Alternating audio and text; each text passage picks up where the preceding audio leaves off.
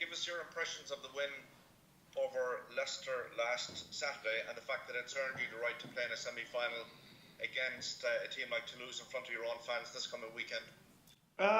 Yeah, it was obviously, it was a very tough weekend. Leicester are a quality side. That first half we played particularly well and built a decent lead through playing good clinical rugby, and I think in the second half we probably let ourselves down. We didn't exit well enough. We gave them life, gave the crowd life, and made it hard for ourselves. But I mean, the resolve in the team, the defensive efforts that we put in. James Lowe had a few massive key steals. The scrum was going a bit topsy-turvy, but we managed to come out on top later on in the game, and we closed out a very very tough game in very tough conditions. So we're happy and we're looking forward to Toulouse this weekend. And you're playing a team who will have no fear coming to Ireland to play an away match in a knockout stage of a competition, because they did it last weekend. They beat Leinster recently, and they're just used to. I mean, they're a real cup, sort of a cup final winning team, aren't they? They're a championship side, that's for sure. I mean, they hold they're the current champions, the current double champions, and they're a team that play a beautiful game of rugby. So. On top of all that, we know if we can get our stuff right and try and limit their opportunities, we can go a long way. We weren't clinical enough in that second half against Leicester, and I think if we give Toulouse those opportunities, we'll be on the back burner for most of the game. So, but it's all about us and what we can do. Obviously, they have a lot of very very notable individuals that we need to keep on red alert for, but.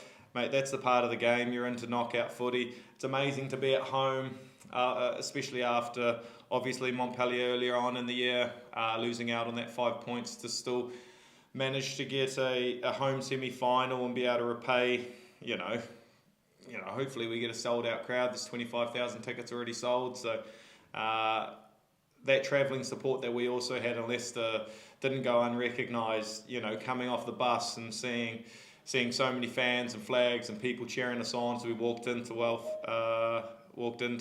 that stadium, it was amazing. So if we can get half of that sort of passion this weekend at the Aviva, it'll go a long way. And I mean, that's something that the players are acutely conscious of, isn't it? The fact that the fans turn out home or away, and they'll part with their hard-earned money again this weekend to create a bit of a cauldron at the Aviva Stadium. Yeah, that's the plan. Like, it was actually, it's goosebumps sort of thing. It puts the hairs on your neck, makes them stand up. So it was this, it was something like you see it at the Aviva every now and then. The hundreds and hundreds of people standing as the bus turns up. But jeepers, we're in Welford Road, and there was just the same amount of people. It was the same people as well, the people who turn up in the rain, snow, or the sunshine. So it's amazing to have that support and to be able to repay them with a home semi-final. We're going to need them for the full 80, hopefully only 80 minutes this weekend. Have you done any place kicking, or is there any plan this week? Because we saw obviously what happened at the end of the Munster match, and you don't know who's going to be on the field. Yeah. So have you done place kicking? Is your name put forward in the event? Yeah, I did place kick. Like in school, I was place kicking a lot. Club rugby back in New Zealand. I haven't place kicked a lot. Of recent times for obvious reasons. You've got the Sextons, the Burns, the Frawleys, Gary Ringrose. There's a long list. So, but if 100 minutes of footy is played and I'm still standing, then I think I can nudge them over from in front. But yeah, hopefully it doesn't come to that. I don't think any team wants another 100 minutes of rugby. I know the drama is amazing for the spectator, but jeepers, when I heard that game went to 100 minutes, I wouldn't want to play 100 minutes of footy. 80 minutes is well and truly enough. Yeah, that's enough for any man. Just tell me, the last time you played Toulouse in the Aviva, it was kind of a funny game. I'm not sure. My impression was that they didn't come off devastated. They had just got a score back to 17-9. Jerome Kano, who's one of their best players, he went off, as if they were holding him for a big top 14 match the week after. What's your memories of that game?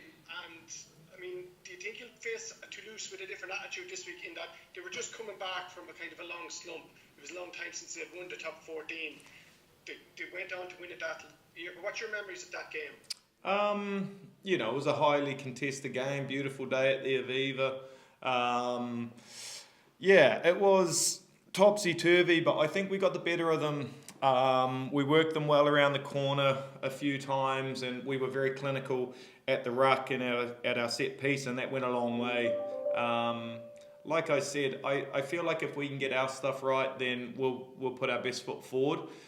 When we come unstuck is when we don't get things like the ruck right, and our set piece isn't functioning as well. And then funnily enough, those two worked well in the weekend, and we just couldn't exit off the back of it as well. So those are things that we worked on, and